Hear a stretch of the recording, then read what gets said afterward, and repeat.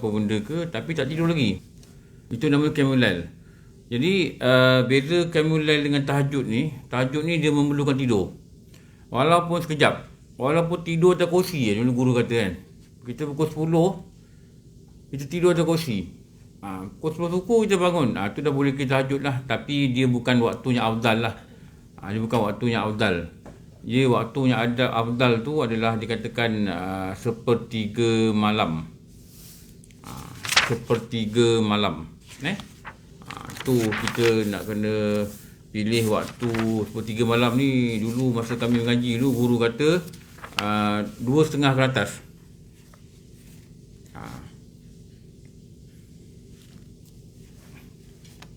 Dia sekurang-kurangnya 2 rakaat. Sekurang-kurang. Dalam ni tak cakap ada cakap.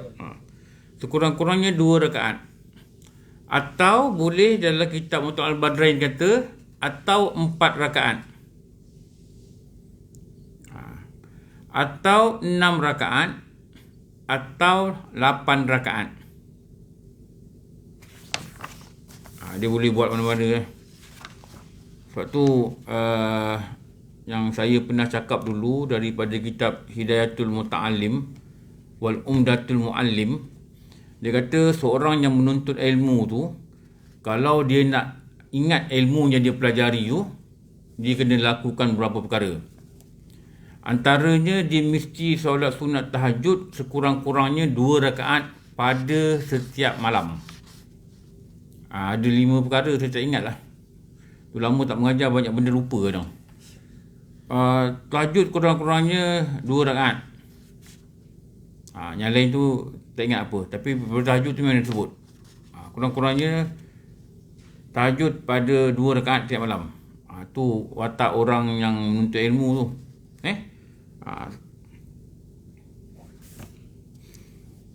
Kurang-kurang dah tidak lebih daripada 8 rakaat.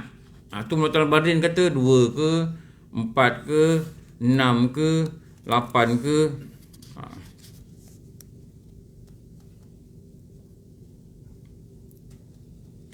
Tahajud dari segi makna, tulis kat sini tak tulis makna. Makna dia adalah tidur dan berjaga malam. Tidur dan berjaga malam. Pada istilah pula, tadi bahasa ni maknanya kita translate perkataan tahajud tu pada bahasa Melayu lah. Tentu nama dia segi bahasa. Istilah ni apa? Yang kita selalu cakap, istilah ni dia menghuraikan bahasa, terjemahan. Dia menghuraikan terjemahan. Pada istilah, tahajud bermaksud apa? Solat sunat di waktu malam kemudian daripada tidur.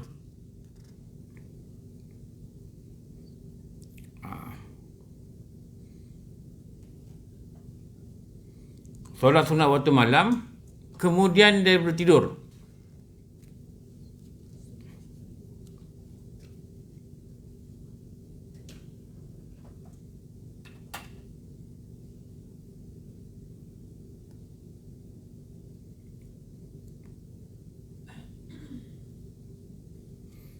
Apa beza tahajud dengan qiyamul lail? Ni sedikit nota lah. Asal qiyamul lail itu dikatakan bersibuk padanya dengan ibadat solat, tidak yang lainnya. Qiyamul lail ni dikhususkan pada ibadat solat. Sebab tu dulu guru pun pernah cakap kalau kita bangun malam, kita tak solat apa-apa, kita zikir je, tu dikata tak panggil qiyamul lail. Dia sibuk pada urusan ibadat solat.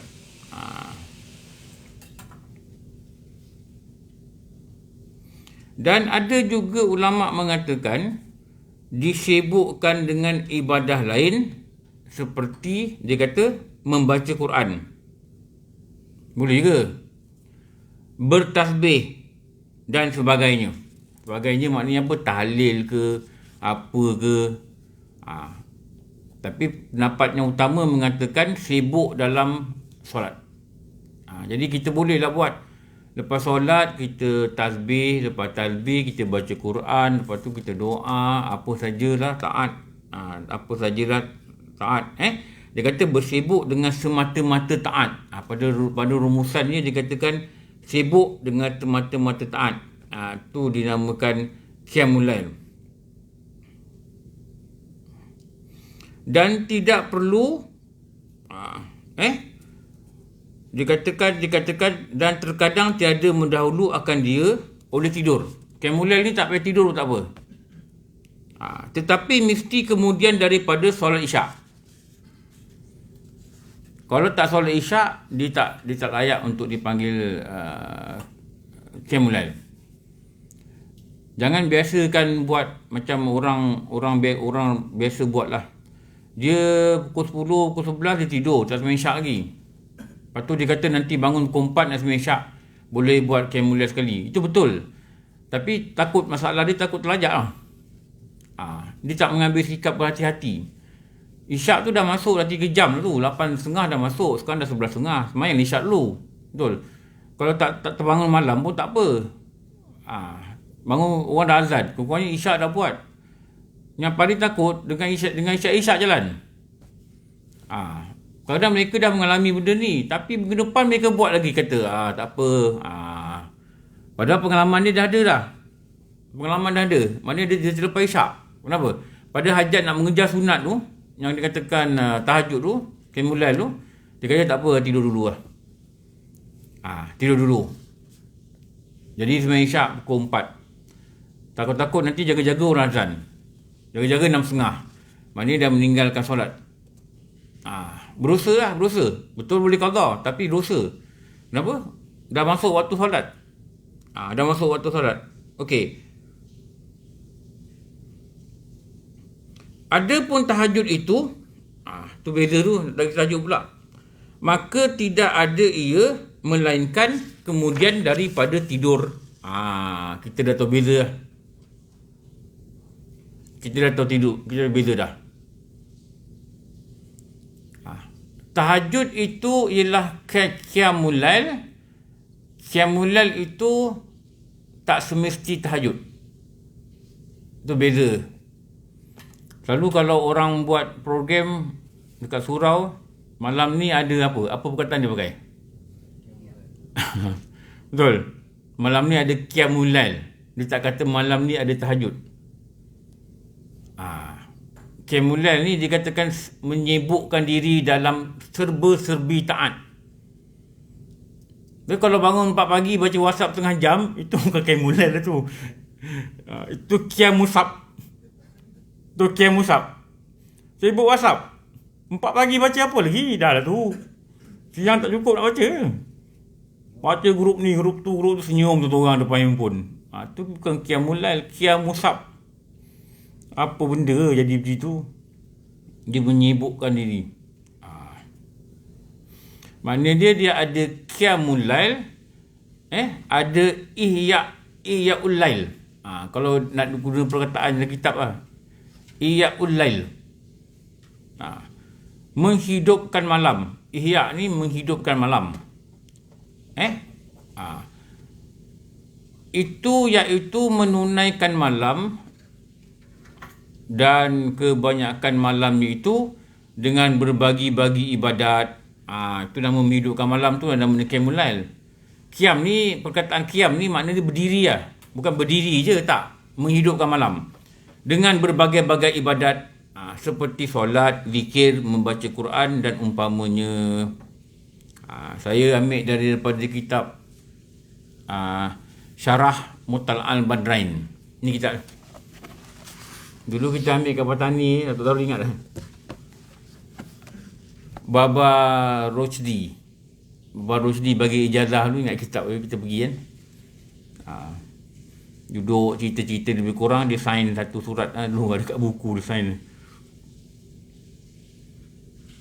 Maka di antara keduanya itu umum.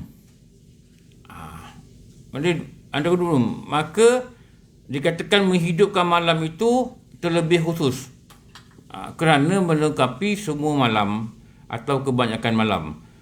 Dan tahajud itu terlebih khusus kerana keadaannya dengan ibadat solat tidak yang lain. Tahajud ni lebih khusus. Kenapa? Dia solat tahajud. Dia tak ada solat qiyamul lail, tak ada nama. Jadi qiyamul lail ni lebih umum. Qiyamul lail ni lebih umum. Tahajud ni lebih khusus. Kenapa? Dia ada nama khas. Sejenis sembahyang, nama dia tahajud. Walaupun ada juga pendapat yang kata apa juga sembahyang yang kita buat lepas kita bangun daripada tidur ni, witir ke apa ke, dia panggil solat tahajud. Tapi banyak kitab kata dia ada solat khusus. Solat khusus. Nama dia apa? Solat tahajud. Jadi qiyamul lail ni umum, tahajud ni khusus.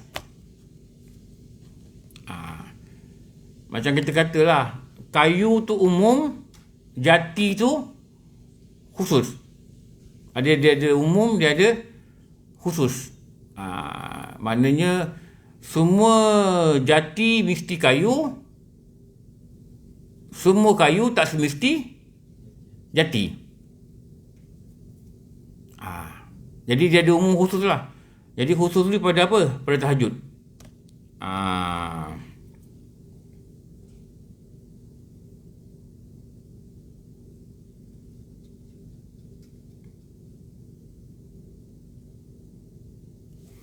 Okey. Apa dalil? Sini tak ada dalil kan? Tak ada dalil lagi. Tak ada dalil. Kita belajar meningkat sikit lah. Ada dalil lah. Apa dalil disunatkan tahajud? Seperti berikut.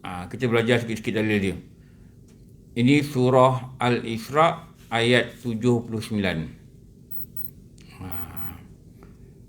Wa minal laili fatahajjat bihi nafilatan laka asa an yab'asaka rabbuka maqaman mahmuda. Okey, bangunlah. Tulis dalil ni. Berkat tulis Quran ni, dia punya tafsir ke, dia punya ayat ke, berkat dia ni kadang-kadang dia menguatkan kita berbuat. Ni Quran ni dia bukan majalah. Kita tulis tafsir, dia tulis dengan tangan kita.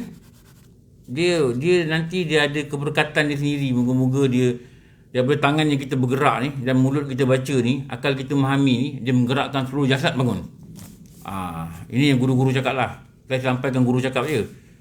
Tapi memang dah terbukti sebenarnya. Sebab tu orang kalau dia duduk dalam majlis ilmu, dia lebih teratur amal ibadat dia daripada orang tak mengaji. Betul. Sebab tu kenapa? Keberkatan Quran, keberkatan kitab, keberkatan guru yang mengarang kitab bukan saya. Jadi kita mengharapkan situlah. Keberkatan ni apa? Dia katakan kebaikan yang bercambah. Bangunlah pada sebahagian daripada waktu malam.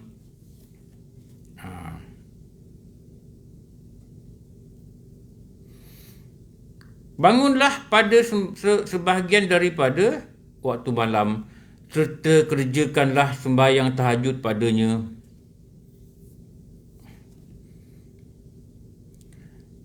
Sebagai sembahyang tambahan bagimu.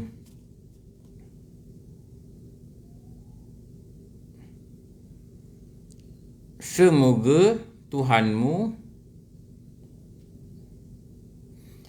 membangkit dan menempatkan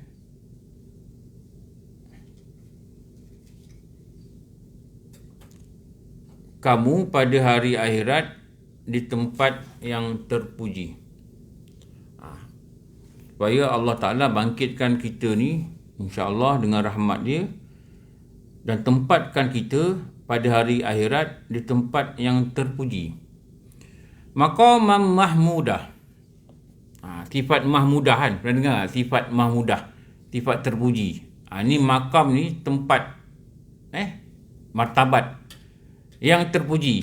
Dengan apa? Ikut arahan Allah ni, bangunlah kamu pada sebahagian daripada waktu malam. Sebahagian je, bukan suruh tak tidur. Maksudnya kalau kita rasa kita tidur balik, kita payah nak bangun, kita bangun pukul 5 lah. Pukul 5 tu dah ready. Sekarang ni azan 6 suku. Maknanya kalau 5 dah ready tu, kita ada sejam suku. Kalau kita semayang sampai 5.30 kita rasa ngantuk sangat, tak apalah, tidur balik. Nanti azan bangun lah.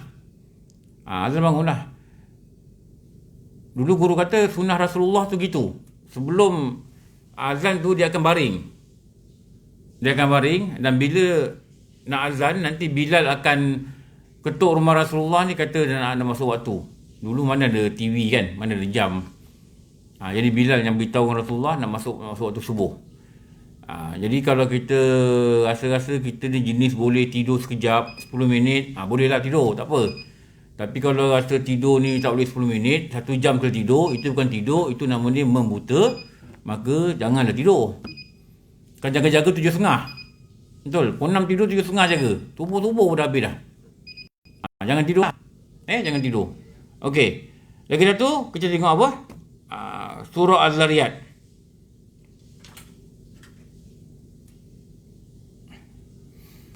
Sesungguhnya orang-orang yang bertakwa, ini surah Az-Zariyat ayat 15 sampai ayat 18. Orang-orang yang bertakwa adalah ditempatkan dalam beberapa taman syurga dengan mata air terpancar padanya. Dengan mata air terpancar padanya.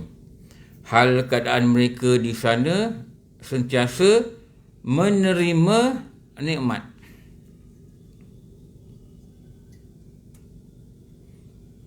Dan rahmat yang diberikan kepadanya oleh Tuhan mereka.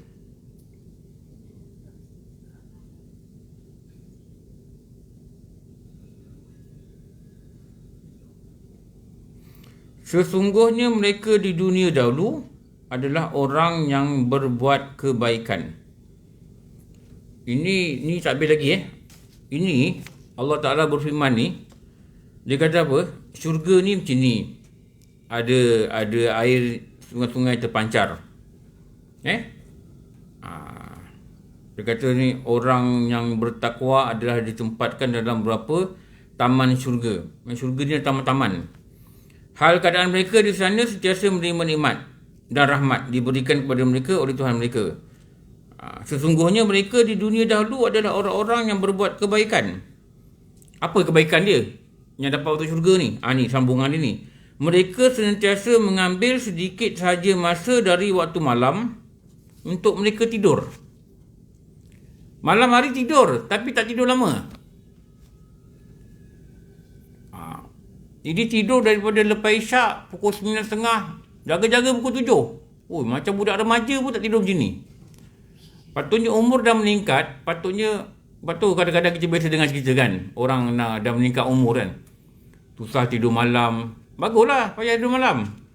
Allah nak bagi ruang untuk kita berbicara dengan dia. Allah nak bagi ruang untuk buat benda ni. Apa benda ni? Mereka sentiasa mengambil sedikit sahaja masa daripada waktu malam untuk tidur. Allah sayang kita, dia bagi kita gitu. Kan pukul 3 terjaga. Betul? Tak bising tak apa pun, rumah terjaga. Pukul 2 terjaga. Okey, sambung lagi. Tafsir ayat tadi. Sambungan apa? Mereka sentiasa mengambil sedikit sahaja masa daripada waktu malam untuk tidur. Dan pada waktu sahur pula mereka selalu beristighfar kepada Allah, memohon ampun. Waktu sahur pukul berapa? Waktu sahur lah, dekat-dekat subuh tu, waktu sahur tu. Tu ulama kata sepertiga malam tu. Dia buat apa? Dia istighfar. Sebab tu zikir yang tak boleh tinggal kalau kita bangun malam, dekat-dekat nak subuh tu, istighfar. Waktu tu jangan nak gosok baju malam-malam. Jangan nak cari tie, tak jumpa tie, waktu mengamuk. Orang Kemulai dia mengamuk malam. Tu nanti. Itu malam-malam siapkan. Kalau boleh malam siapkan. Nak uruskan anak punya baju, malam-malam siapkan. Jadi bangun pukul 5 tu, kita fully occupied. Kita gunakan masa tu untuk kita istighfar, semayang ke istighfar. Kenapa? Allah sebut dalam Quran. Ni surah apa tadi kita kata tadi? Surah Az-Zariyat ayat 15 sampai 18. Allah kata nanti orang-orang ni dikatakan orang ni lah orang yang bertakwa. Ditempatkan dalam berapa taman syurga. dan mata air terpancar pada dia. Diceritakan dalam syurga itu. Hal keadaan mereka di sana sentiasa menerima nikmat dan rahmat yang diberikan kepadanya oleh Tuhan mereka. Sesungguhnya mereka di dunia dahulu buat apa? Adalah orang-orang yang berbuat kebaikan. Apa kebaikan? Mereka sentiasa mengambil sedikit saja masa dari waktu malam untuk mereka tidur. Beruntung tau. Kalau ada orang boleh tidur 1 jam, 1 hari 3 jam dia kata cukup. Wah, ni best lah. Ni best. Tapi kalau malam tidur dah 8 jam, waktu kuliah pun tidur. Oh, tak ada lah. Bukan surau ni. Ini surau pejabat yang masih lagi PKP. Dah lah 8 jam waktu kuliah tidur. Balik kerja tunggu traffic light merah dia boleh tidur. Dia tengok nombor 120, 119, 118. Wah, 120 saat sebab tidur ni. Oh, ini memang kuat memuta lah. Malang lah. Mesyuarat pun dia tidur Dia tengok turn dia tak bercakap Wah, ni kuat tidur. Ini ada penyakit lah, pergi rawat lah. Rasanya macam ada penyakit lah. Pantang punggung dia duduk naik balik kerja MRT macam ni pun tidur. Wah, kuda pun geling kepala lah. Kuda kata aku pun tak dapat tidur berdiri. Dia boleh tidur kadang-kadang mungkin badan tak sihat lah. Letih sangat. Tapi kalau kita ada semangat yang kuat kita payah nak tidur lah. Macam anak-anak kita dulu lah. Saya ingat anak-anak kita kan, kalau anak sekolah kan, kena yang masuk darjah 1 tu, ini jenis yang seronok sekolah lah. Kalau dia tak suka sekolah tu lain. Dia malam-malam tidur dia pakai kasut sekolah tau. Pernah tengok tak? Dia try baju tu sampai net hancur baju tu. Dululah masa tak ada PKP dulu lah, zaman kecil dulu tengok anak kita. Malam kalau tidur, malam dia masih sibuk cerita baju sekolah dia macam ni, nanti balik macam mana. Kenapa dia excited? Jadi excited ni yang menyebabkan kita payah nak tidur. Jadi excited ni menyebabkan kita ada kekuatan untuk bangun. Dia seolah jadi pemangkin. Jadi bila kita tahu ni, Allah Ta'ala janji dalam Quran. Quran ni kan benar. Tak ada satu huruf dia punya yang salah, yang silap. Allah cerita orang bertakwa ni nanti diberi masuk dalam syurga, duduk dalam taman, dan taman tu ada air terpancar. Tak tahulah macam air yang dekat taman-taman yang apa benda pun tak tahulah. Tapi air terpancar. Sebab tu kita tengok fitrah manusia ni dia suka pada air. Sebab tu kalau orang datang bercuti, betul, mereka pergi mana? Sungai Congkak, Sungai Gabai, habis semua sungai, betul. Sungai apa? Tekali. Pergi sungai-sungai, lepas tu laut-laut, betul tak? Sampai KCC terpaksa buat tu kolam untuk budak-budak mandi. Sekarang ada lagi tidak tahulah. Saya tengok dalam gambar je. Sejak tak ada anak kecil ni bukan tahu sangat cerita gini. Budak sekolah bila pun tak tahu. Jadi watak manusia ni dia memang suka pada air. Lepas tu Allah Ta'ala dia mencipta kita, dia tahu kita ni ada orang yang jiwa dia resah, dia pergi dekat doktor doktor yang bahagian psikiatrik ni lah. Sampai dia kena dicadangkan buat rawatan terapi air. Tahu memang ada rawatan tau terapi air. Dia dengar air mengalir tu, dia boleh beri ketenangan pada dia. Ada orang macam tu. Tu Sungai Congkak tu kan ada batu tu kan, yang air turun tu. Kita dengar mungkin ada orang dia jadi terapi pada ketenangan dia. Wallahu alam lah. Rupanya manusia tu watak dia gitu. Sebab tu dah ada dekat rumah orang yang kaya-kaya lah kadang-kadang. Orang miskin pun ada kat kampung buat sendiri kadang. Dia ada rock apa? Dia buat macam satu taman, batu-batu, lepas tu dia pump air. Gitulah. Dia pump, dia pancar, dia masuk balik, dia pump, dia pancar, dia masuk balik. Apa nama tu? Apa Syahid? Mini rock apa? Orang Kuala Lumpur dia tak tahu. Kalau rumah besar orang buat. Dia keluar air sini, dia pancut sana, dia masuk sini, dia pump. Itu air sama tu. Apa nama tu? Dekat Melaka ada satu simpang nak pergi ke Duyung. Dulu benda tu bukit biasa je. Dia taruh je simen, dia buat jadi macam air terjun. Kat Melaka dia. Memang fitrah manusia ni dia suka tengok. Oh, cantik. Dia kata cantik. Maka itulah sebab tu dikatakan dulu guru kata dalam Quran ini ada mata air yang terpancar. Mestilah jauh lebih baik daripada apa kat dunia, betul tak? Mesti jauh lebih baik. Kenapa dia diberi gini ni? Dan sentiasa diberi rahmat, diberi nikmat. Kenapa? Dia buat kebaikan atas muka bumi. Apa kebaikan dia? Malam sikit tidur, dia bangun, antaranya dia buat apa? Dia memohon ampun, selalu beristighfar kepada Allah. Waktu bila? Waktu sahur. Waktu dalam kitab Ayyuhal Walad, kita dah baca dah Ayyuhal Walad dulu. Apa Rasulullah kata? Ada 3 suara yang Allah kasih. Satu apa? Orang suara ayam berkokok di waktu sahur. Ni kita tak dapat lah, kita bukan ayam. Tapi Allah sangat suka dengan suara tu. Ayam berkokok waktu sahur. Nombor 2, dia kata apa? Suara orang yang beristighfar di waktu sahur. Suara orang beristighfar di waktu sahur. Waktu kita kena baca lah perkataan tu Astaghfirullahalazim ke, astaghfirullah waktu bilaik ke, astaghfirullahalazim alladzi la ilaha illa huwal hayyul qayyum waktu bilaik. Tak kira lah apa-apa. Janji dia membawa maksud kita mohon ampun. Kalau tak terasa juga cakap bahasa Melayu pun tak apa lah. Ya Allah, ampunkan aku. Angkat tangan ke, tak angkat tangan ke, cakap. Ya Allah, ampunkan aku. Kalau kau tak ampunkan aku, dosa kecil sekalipun kau tak ampunkan aku, maka jawapannya adalah neraka. Memang betul. Memang guru-guru cakap gitu. Dosa kecil, Allah tak ampun pun masuk neraka. Dosa kecil. Walaupun dosa kecil. Sebab tu Imam Ghazali kata apa? Engkau jangan bimbang dosa besar orang lain. Jangan bimbang. Jangan ngumpat-ngumpat dia. Jangan risau. Dia nak buat apa ke, dia berina ke, kita tahu tu, biar, tu dia hal lah. Kalau boleh nasihat lagi bagus. Jangan ngumpat-ngumpat dia. Jangan kata, ini memang jangan. Engkau jangan bimbang dosa besar orang lain. Kerana dia tidak beri mudarat padamu. Tapi dosa kecil dirimu, kalau Allah tak ampun, engkau akan masuk neraka. Jadi kena fikir apa? Fikir dosa kita lah. Fikir dosa kita. Itu lebih baik. Tak payah fikir dosa orang lain. Kalau boleh doakan dia lagi bagus. Kalau boleh nasihat dia lagi bagus. Kalau boleh ajak dia kebaikan lagi bagus. Kalau tak boleh, duduk dan diam. Jangan cerita. Jangan ngumpat-ngumpat. Jangan cakap-cakap. Nanti dia tak ada beri mudarat pada kita sebenarnya. Okey. Jadi moga-moga dengan firman Allah ni, dikatakan dijanjikan balasan syurga bagi mereka yang apa? Sedikit sahaja masa tidur waktu malam, dan pada waktu sahur pula mereka selalu beristighfar kepada Allah.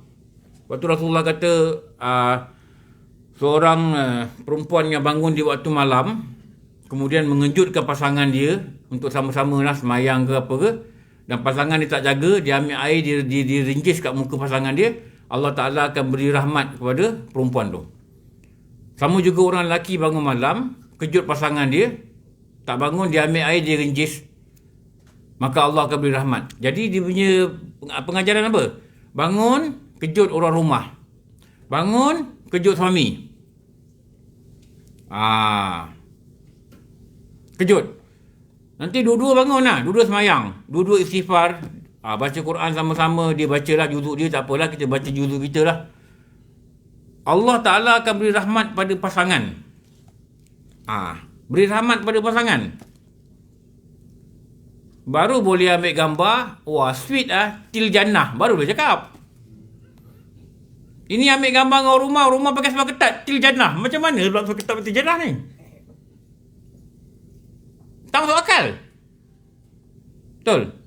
Isteri saya ambil gambar yang kita pakai semak ketat. Lepas tu saya bergambar pesen silang kaki ni. Til jannah? Dia kata til jannah macam ni. Til musnah boleh. Til punah boleh. Sama-sama bangun. Baru malaikat boleh kata, wah, sweet lah, til jannah. Baru boleh cakap. Indahnya bila dua-dua bangun. Indah tau. Rumah tangga tu berkat. Perkahwinan tu indah. Ini pergi shopping sama-sama, pergi jalan sama-sama. Bangun pukul 8 subuh pun sama-sama. Ini bukan til jannah. Ini til musnah. Lepas tu mari kita harap Allah beri kita rahmat. Dan jalan rahmat pada pasangan ini yang Rasulullah dah sebut, bangun malam kejut pasangan. Tapi tengok pasangan lah. Kalau abang kaki taekwondo, kejut dia terajang kan. Itu yang tak terjana tu.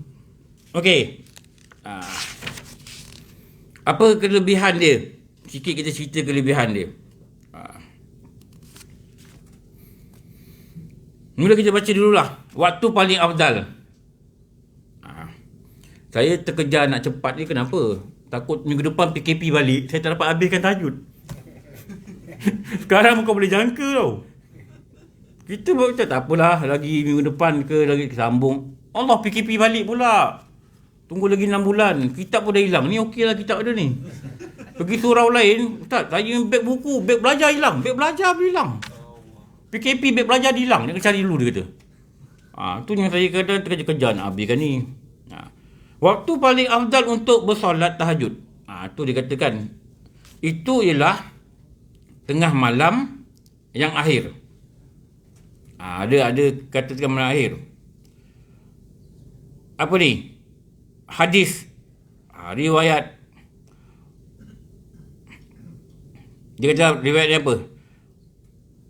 Wahai Rasulullah, yang manakah malam yang terlebih diharapkan bagi mustajab doa?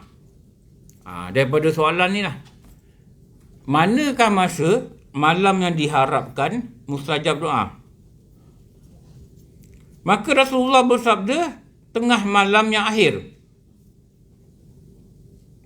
Maka bersolatlah, Rasulullah kata, barang yang engkau kendaki. Ini hadis riwayat Abu Daud. Tengah malam yang akhir. Sebab tu kalau kita kata malam ni mula pukul 7, 7.30. Jadi kalau subuh ni pukul 6, dulu guru kata bagi 2 je lah. Tu kalau 1/3 tu lebih kurang 2.30. Tu 1/3. Kalau tengah malam akhir ni maknanya pukul 12, pukul 1 itu kot. Gitu.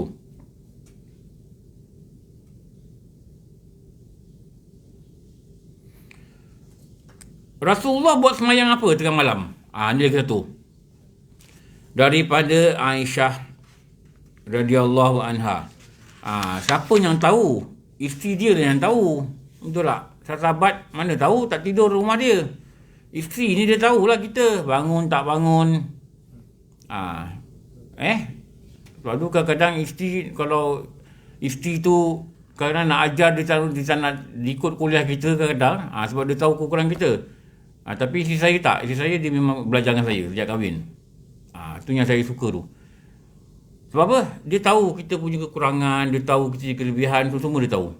Jadi hadis riwayat ni, Aisyah ni, dia kata apa? Rasulullah SAW melakukan solatnya daripada waktu malam 13 rakaat. 13 rakaat. Dulu kan ada, masa ngaji dulu, ada kawan tanya, Ustaz, kalau nak solat malam macam Nabi macam mana? Ustaz jawab satu je, sampai bengkak kaki. Tu bengkak kaki ya? Bengkak kaki lama berdiri. Kita bengkak kaki juga main futsal untuk jabatan. Bukan ini, bukan. Ni jabatan lain. Bengkak kaki main futsal untuk jabatan. Main volleyball, lompat-lompat spike terselio. Bukan jabatan ni. Ni lain-lain, contoh-contoh lah. Rasulullah dia bengkak kaki buat solat. Dia bengkak kaki buat solat. Aisyah kata apa? Rasulullah ni melakukan solatnya daripada waktu malam, di waktu malam 13 rakaat. 13 rakaat. Dia kata apa? Beliau menunaikan witir. Aisyah kata ni, isteri Rasulullah ni yang mulia ni, isteri Rasulullah ni kata, beliau menunaikan witir daripadanya 5 rakaat.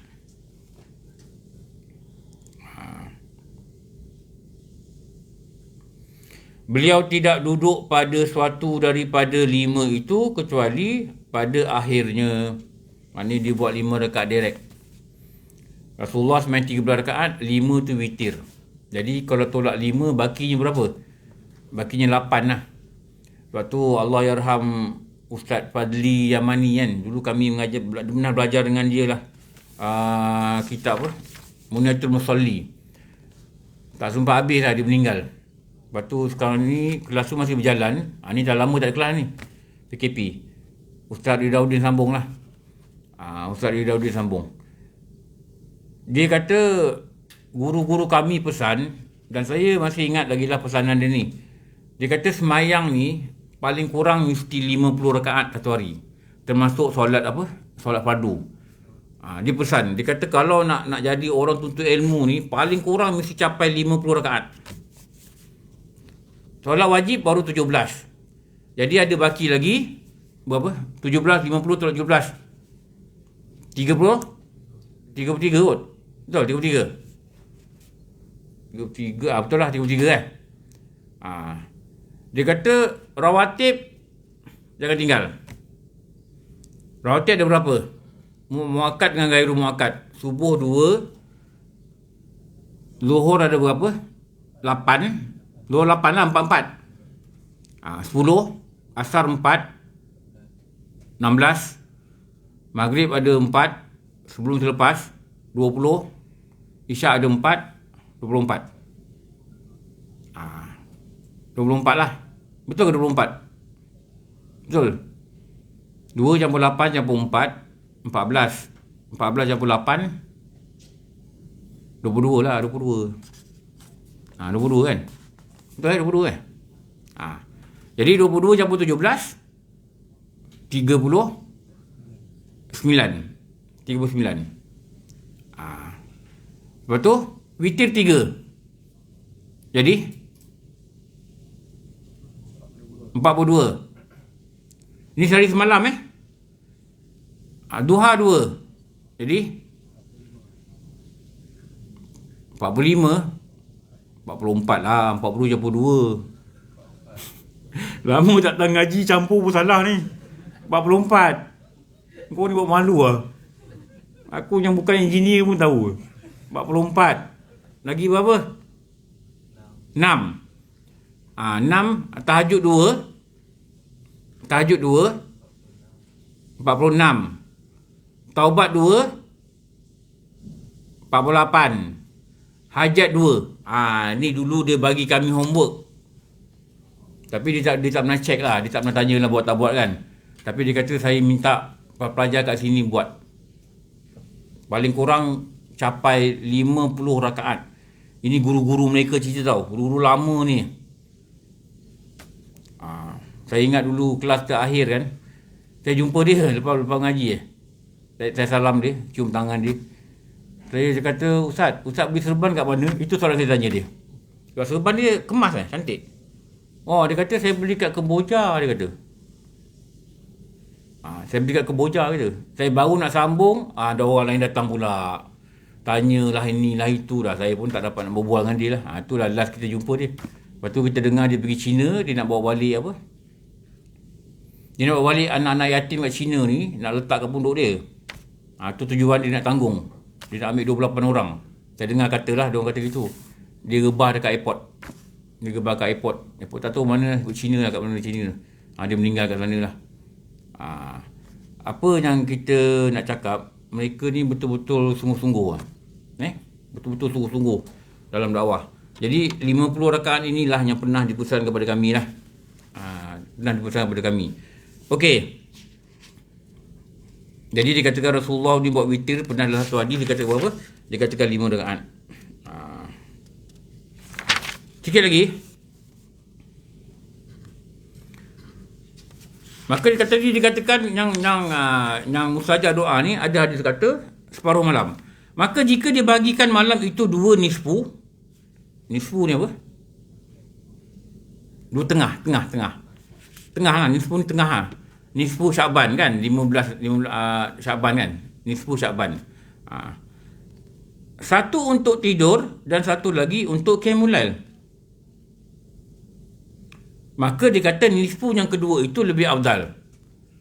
Maknanya kalau kita kata tengah malam itu pukul 1, lepas isyak tu pukul 9, kita jangan ibadat pukul 1, kita tidur, bangun subuh.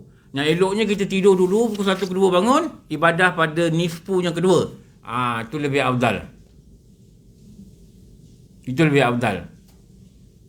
Ini apa nisfu pun tak ada. No. Ini bukan afdal, ini bedal ni. Apa nisfu pun tak ambil tahu. Guru-guru dia bercakap tentang nisfu malam. Mereka menghuraikan ibadat. Mereka tulis saja Quran, kata orang yang tidur sedikit malam ni, Allah akan beri dia ke syurga. Allah janji ni beri syurga ni. Kerana hadis. Ni satu lagi hadis. Kita dengar hadis Yang tadi dah ni. Yang tadi kita baca tadi.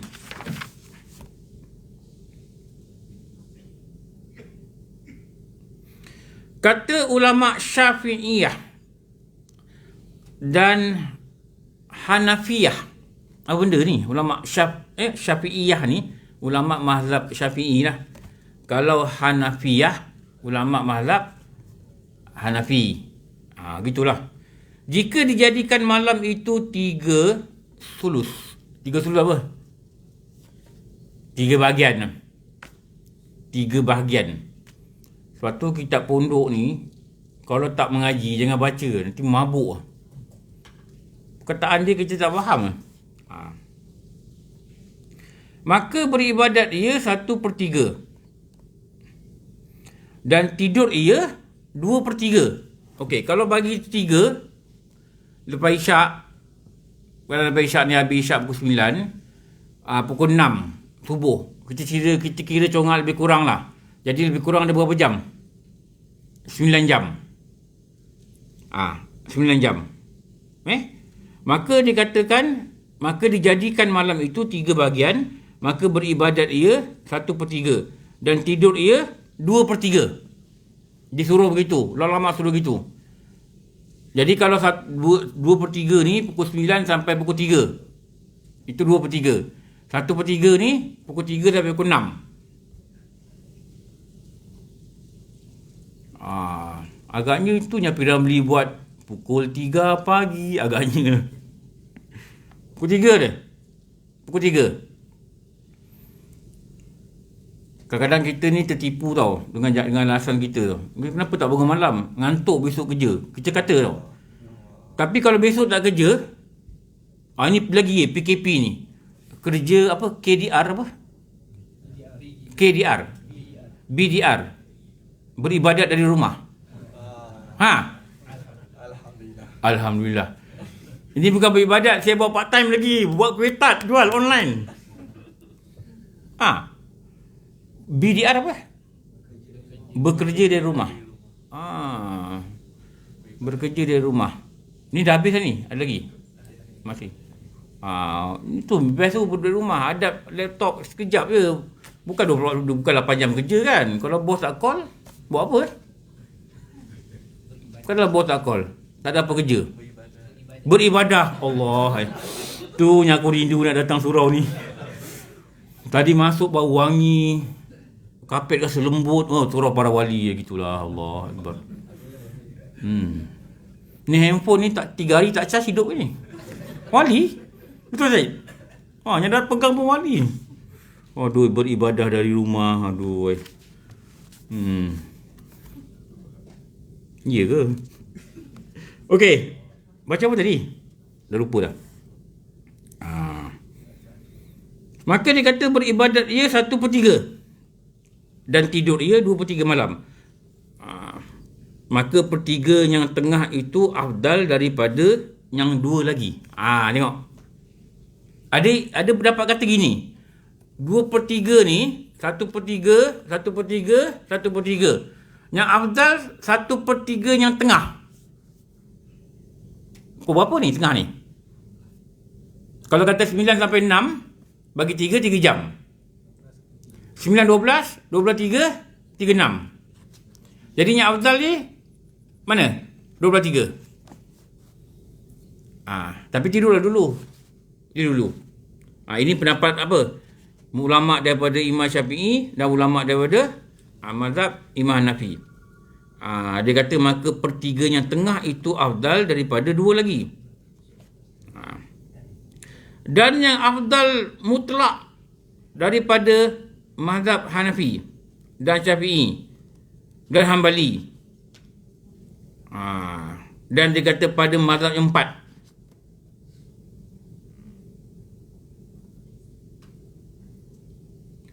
Dia kata gitu. Dan yang kelima daripada malam. Kerana hadis. Nanti kita baca hadis ni pula. Apa? Sekasih-kasih ibadat solat kepada Allah Ta'ala. Ni hadis catat hadis ni. Sekasih-kasih ibadat solat kepada Allah Ta'ala ialah solat Nabi Daud alaihissalam. Tidur ia setengah malam dan bangkit ia sepertiganya.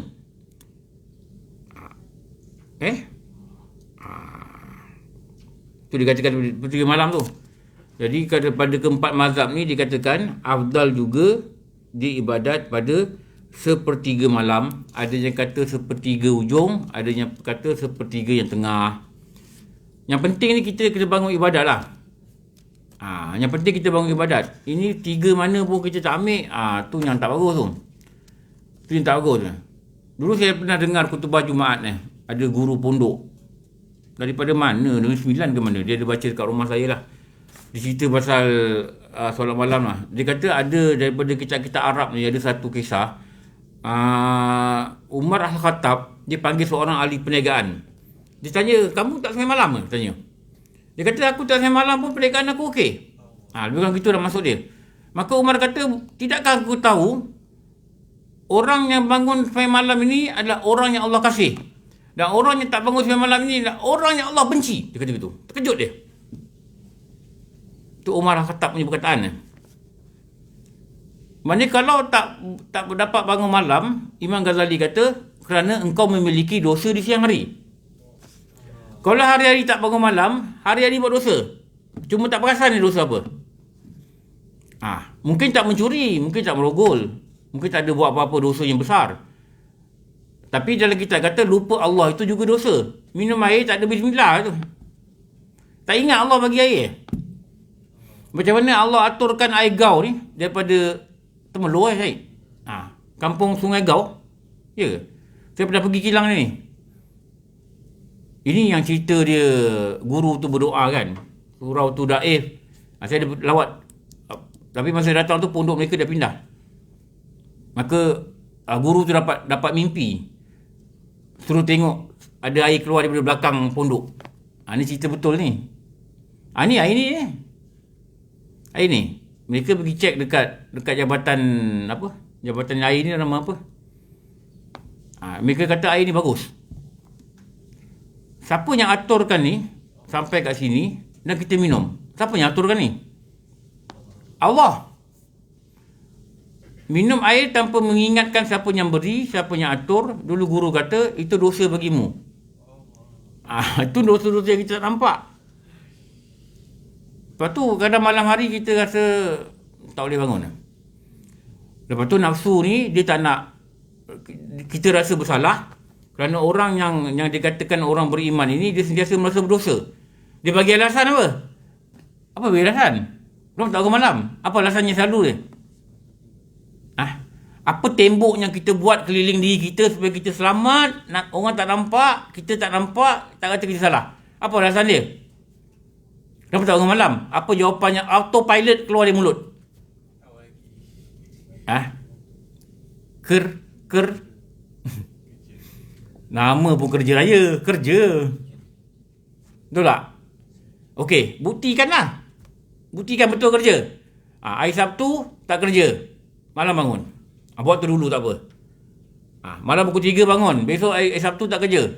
Sekarang ni BDR. Lagi tak kerja, betul tak?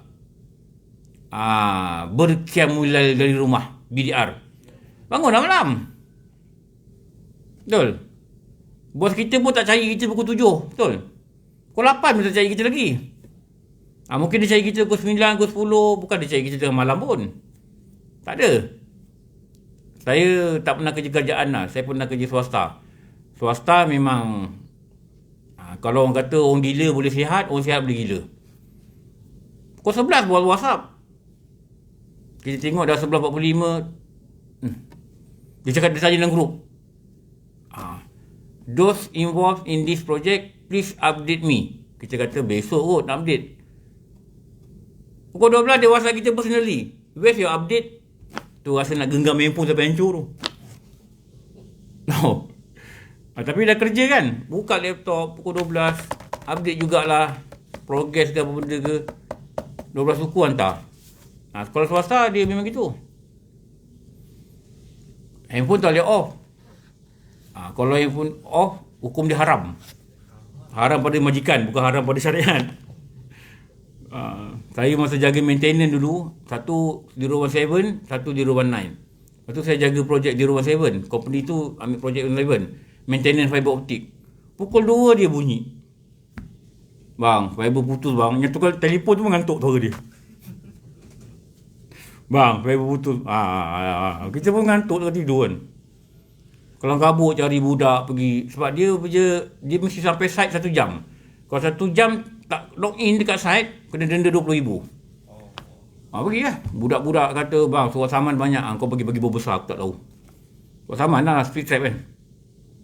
Dah tidur kejap, 3.30, bang, putus lagi kat sini. Saya cakap dengan bos saya, kata nak jaga projek lagi lah. 6 bulan menderita tu tidur malam. Lepas tu pagi kena meeting tu 9. Patutnya bangun Kemulel baru Sekarang baru fikir lah. Bangunlah juga semayang. Tapi bangun dengan mengeluh lah. Fiber ni bila tak nak putus lah. Geram betul aku lah. Kasi putus dia. Itu rupanya ada hikmahnya kita tak nampak. Okey, nanti sambung sikit lagi. Kita nak baca kelebihan tahajud. Jadi kita tahu dalam Quran kata gini.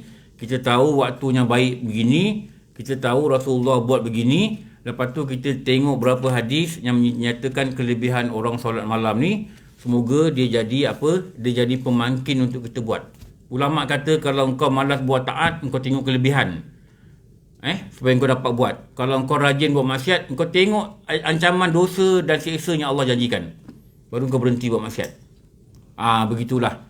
Moga-moga jumpa minggu depan. Kalau tak PKPP lagi. Aduh, penat lah.